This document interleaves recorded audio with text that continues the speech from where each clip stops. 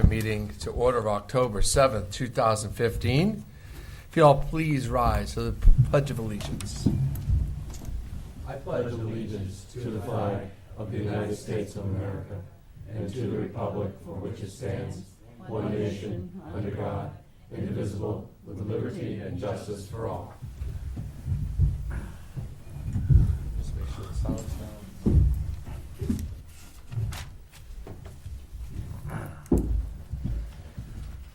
Okay, thank you all. Additional agenda items? Consent? Okay, delegations. This is the part where you, if anyone wishes from the public, can speak to the commission, the board, on any items that may be of interest. Would anyone like to speak? Gary. Gary. Gary, I'm sorry. Hi, Gary.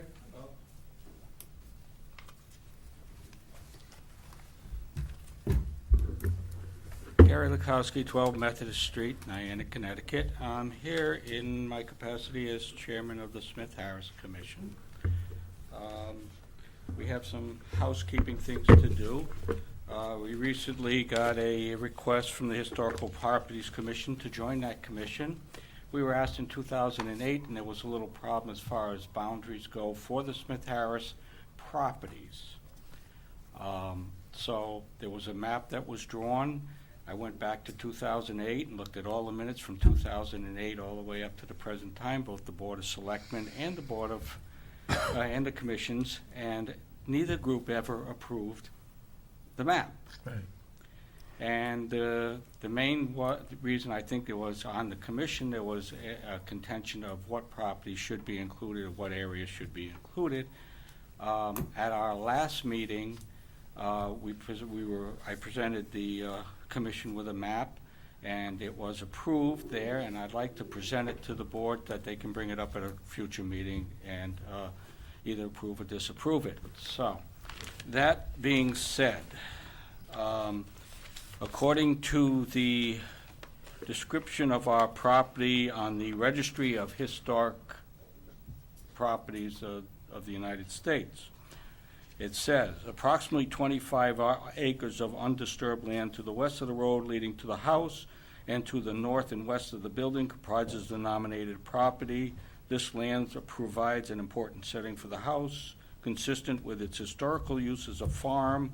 Moreover, this parcel has an intrinsic importance itself because of its continued agricultural use until recent years and its archaeological potential. There is not 25 acres left. Okay.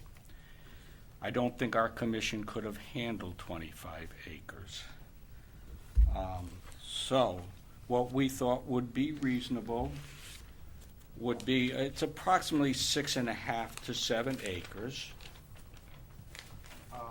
I'll present this map to you, and then you can have copies made or whatever you'd like to do. If you look at the red part, that was the original 2008 proposal, and if you look at the green parts, those were the parts that the commission proposes be part of it, okay? The significance is, one, the pond is included, which I think was important, and this area has all our walking paths in it. So I'll present that to you, and then you guys can do with it what you want. Thank you, Mr. Lukowski. We're going to consider that at a future meeting. Yes, Of right, course, exactly. we want a full presentation at that point. Okay. So we'll go over the lot lines and all All right. that. We And- understand that is an issue, and it's time we stop making Right, that an and issue. we do need this to get on the Historical Properties Commission. And just real briefly, I'll give you a quick synopsis of events because I don't think you've been updated. We will be opened on October 12th, which is Columbus Day, all day from 12 to 4. Saturday, October 24th, we will be having Spirit Voices, which will be a Victorian-style funeral in the house, and then a walk to the cemetery where Spirit Voices will speak from different gravestones in the cemetery of historical people from the town of East Lyme. So that would be from 4:30 to 6:30, and then on October 28th is the Trick-or-Trunk, and there'll be in the house a program of slightly spooky stories. So if you want to come up for that, you're more than welcome. I also want to say that the Friends of Smith Harris recently got a grant. They applied for a grant of over, I believe, $1,000. I think they got 300 of it, and that's for the Past Perfect computer program so that we can update and keep better records of our inventory. So they're still looking for more grants. They also applied for a grant along with the House for a program to teach how to take care of your valuables and your textiles and things like that. And there was a third grant, and I just can't remember the name of it at this point. So we'll be hearing from those people shortly, I hope, and hope to report that we are getting grants. And thank you very much for your Thank time. you, Gary. Thank you. We're in the middle of public delegations, sir. Who'll be next, Joe? Edgar Riozzi, 22 North Pine Street, Saunders Point, Niantic. I have several things I'd like to talk to tonight. First is the order of the dinghy dock or the improvements to the town dock at the end of Grand Street. There is, to my understanding, a permit from the DEEP that was submitted and has been approved for the installation of the floating dock, which would be against the town bulkhead there, and also to include the dinghy dock. And I came before this committee last year requesting that this dock be provided, and then there was some discussion about it. I gave a plan which I thought would work. Keith Nielsen, I know, was involved, and he actually submitted the proposal for the permit, and it's, like I said, it's my understanding. It's my understanding that the permit has been approved.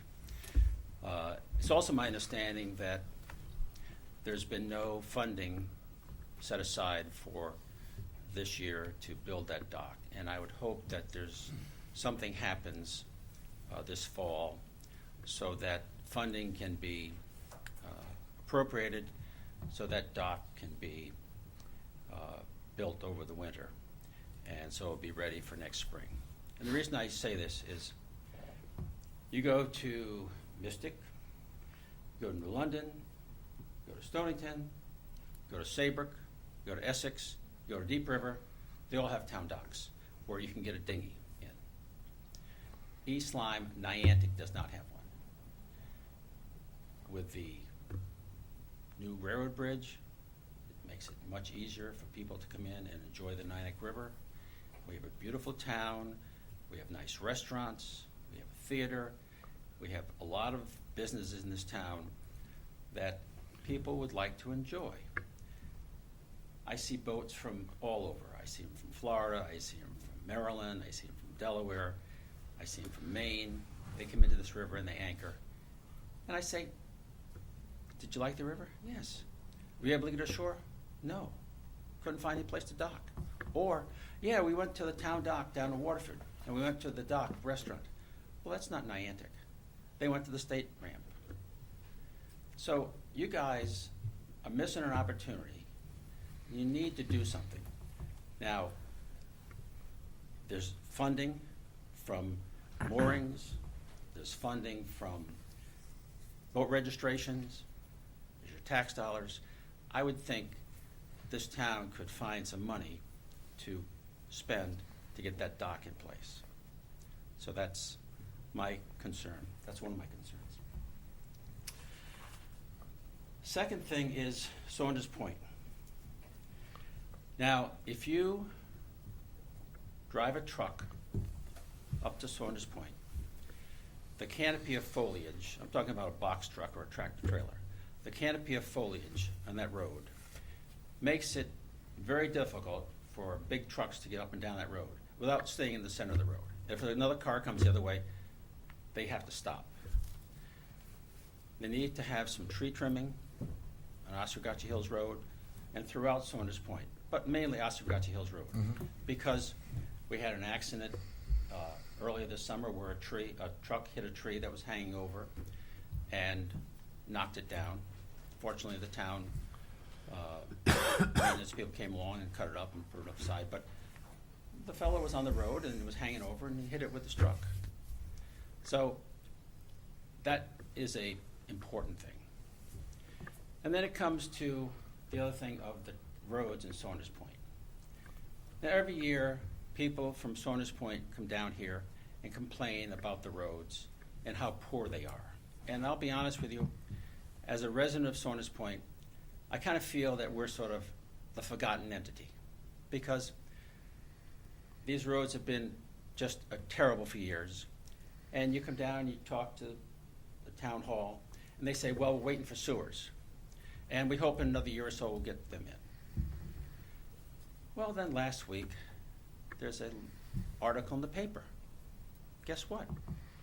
We're going to appropriate $85,000 to do a 6-month feasibility study, followed by 2.5 years of an engineering study, followed by appropriation of funds, followed by an RFP, followed by selecting a contractor, followed by a lot of other things, and all of a sudden we're 5 or 6 years down the road. That's what the paper said. So then, a couple days later, I got a letter from the Selectmen that wasn't quite correct. How do I know what to believe? Okay? So he says that it'll be 2.5 years. Well, you know, I don't think you can do it in 2.5 years. And I'd like to believe that you could, but let's face it, things slip in this town. I mean, let's take the boardwalk. Hurricane Sandy took the boardwalk out in 2012. Here it is, the end of 2015, and the thing still is not fixed. You know, we're almost up to 4 years. Hopefully it'll be ready by spring of 2016. So I don't have a lot of confidence in dates, because I don't think, I'm sure you mean well, but I don't think you understand when you give a town people a date that they expect that. And 2.5 years for having those sewers done, I think is an overachievement. I'd like to believe you, and I'd like to think you could, but I don't think you're going to make it. So then it comes back to, what are we going to do about the roads? If we got to wait 5 years before we have the roads in decent shape, well then do some paving on them, because they're terrible.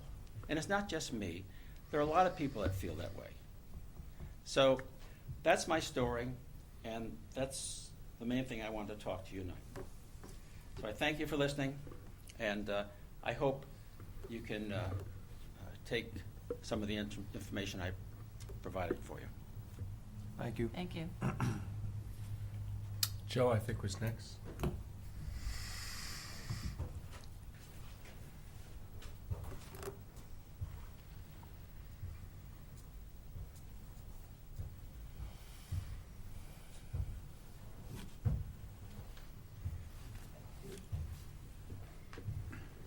Do you need my name and address? Mm-hmm. Well, I got a laundry list here tonight. I gotta start writing things down. There was a time when I could get up here and not write things down. Ironically, my phone rang off the hook today. I don't know how my phone number got out, but I had somebody call me about a wetland violation on Upper Patagonia Road who he couldn't get any satisfaction from the town. I had somebody on Grassy Hill Road call and complain to me because somebody was filling in a pond and it was killing the salamanders in the stream, which the Wetland Commission approved, and I was dead set against it, so I guess I was right on that issue. I had somebody call me on Cardinal Lane with some questions, which apparently couldn't get answered. But I'm gonna start with my laundry list. On the agenda to here, you have a study to determine the best use for the cost for the old Lily B. Haynes School. Let me tell you about when I was on the Board of Education. I could have pushed the wall down in that building. That building should have been torn down years ago. All of the metal ties that tie the masonry to the steel frame are rotted away. And the wall on the eastern side actually turned And I could have pushed the whole wall down when I was on the, but just before I got on the Board of Education. So my suggestion there is to save your money, call the National Guard and get their biggest bulldozer in there and tear it down and put a playing field there. That's about all that building is good for. The next issue here is gonna be Cheney Park. 35 years I've been on the Water and Sewer Commission. Never before have I seen somebody put the cart before the horse. When someone wants a water and a sewer main extension, they come to the Water Commission first, and then they go looking for funding. So all of a sudden I read the paper this morning, and now we got a grant. It's our purview to decide where the water, where it's gonna go, nobody else's. And I have a problem with that, and I'm gonna vote against it, because I don't wanna see it.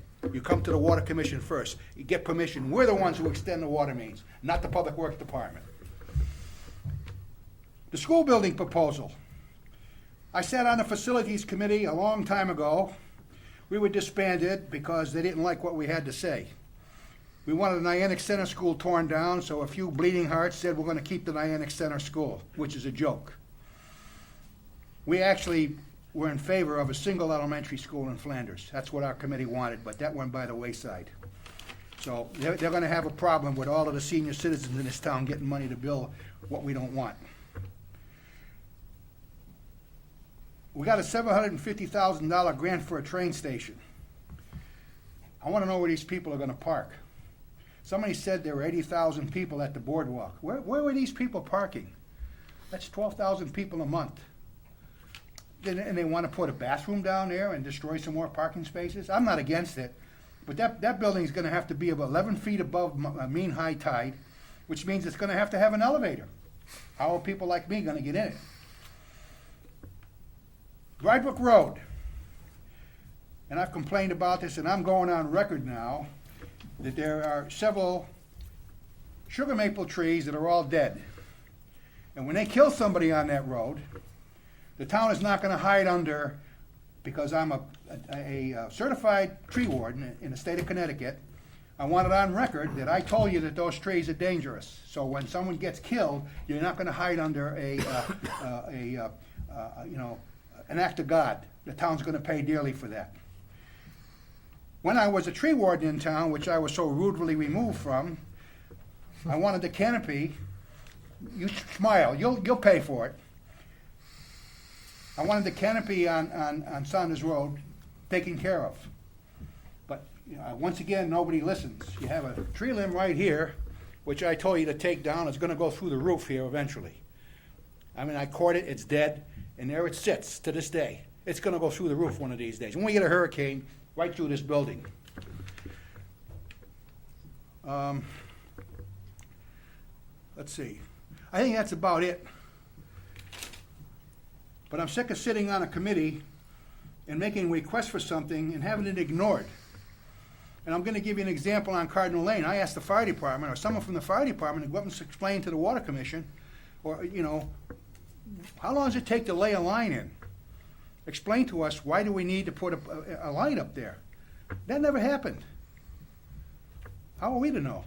That's why we have fire department, come and talk to us, let us know. Do we need to have hydrants all the way up the street? And I guess what I did find out, it's not necessary. They can have water in 2.5 minutes at the end of the street by laying a line, which is good. Other than that, I guess I said enough. Thank you.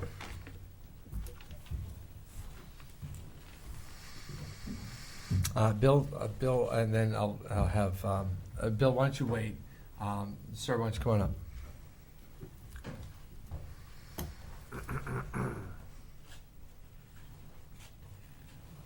Oh, you're still, No, you said, come on, oh, Bill.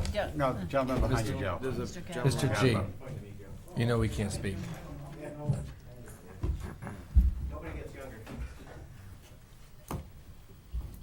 Good evening, Dave Godbout, 15 Cardinal Road. I have a couple items, very quick. First, I would like to correct some information that was stated last meeting in reference to the NATA book. Last meeting, there was a statement made by a member of the Selectmen that stated that the NATA book did provide retail prices for cars in average condition. I've gone back to the NATA book 10 years and found that not to be true, that the NATA book is still, in my opinion, to be an inappropriate guide for motor vehicle assessments. So I believe that Mr. Salerno is looking into that matter. I don't know if you're not looking into the matter? Not currently. Ah, Oh. okay. Yeah. Is anybody going to look into that matter in reference to the selection of a different guide in accordance with 12-71D? We don't have dialogue right now. Okay. Mr. Gadbout, you know that. We'll speak at the end. Well, I did know that, so Yeah. please don't try to read my mind. Oh, I actually explained this to you last meeting. Well, still, it's mind reading. But I will say this in reference to motor vehicle records. Here I have a recent complaint. I have a copy for the board. Currently, the Department of Motor Vehicles actually creates the grand lists that are used by the assessors in the state. Now, according to the Motor Vehicle Code, they are actually not authorized to create grand lists. They can provide some information such as the VIN number and the owner's name and address in reference to assisting the assessors for making a grand list, but the statutes under the Motor Vehicle Code do not allow for the Department of Motor Vehicles to assign assessment values to motor vehicles. So in essence, the Department of Motor Vehicles has gone outside the scope that the legislature has granted them authority to, and they create grand lists for the assessors all over the state. In doing so, however, they create a record that is no longer a motor vehicle record because they aren't authorized to create grand lists under the Motor Vehicle Code in the state, and they create a non-motor vehicle record that would be accessible under our FOIA Act. And of course, the Driver's Privacy Protection Act, which was a federal act,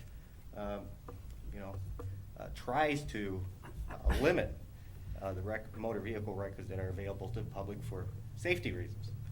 So I think that this board should write the Department of Motor Vehicles, because the Department of Motor Vehicles, in creating grand lists and making them available to the general public, may create a safety risk for the people of this town. So I think I would ask that the board consider writing a letter to the Department of Motor Vehicles and advise them that A, they don't have the authority to create grand lists, and B, when they do so, they are creating a list that is outside the scope of their legitimate business practices, and no longer a motor vehicle record that they produce, and it makes it available under our FOIA Act.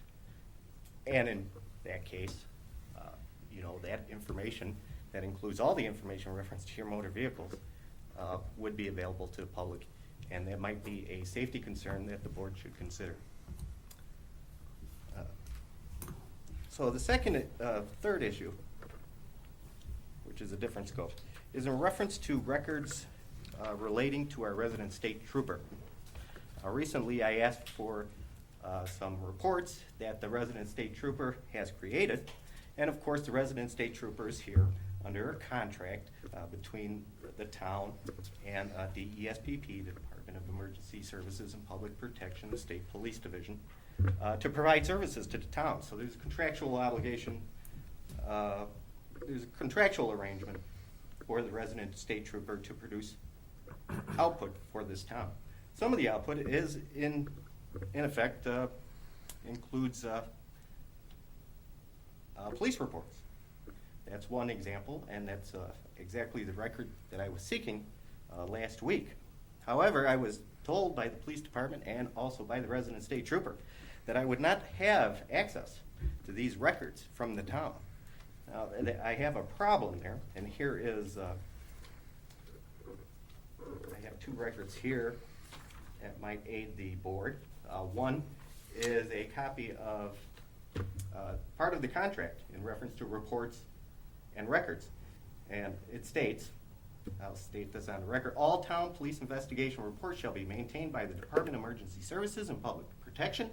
All investigative reports shall be prepared, formatted, and submitted in the manner approved by the state police, and the town shall be responsible for providing network access to the state police records management system in accordance with the requirements of the state police. I didn't want to. Hand that over to our recording secretary, please.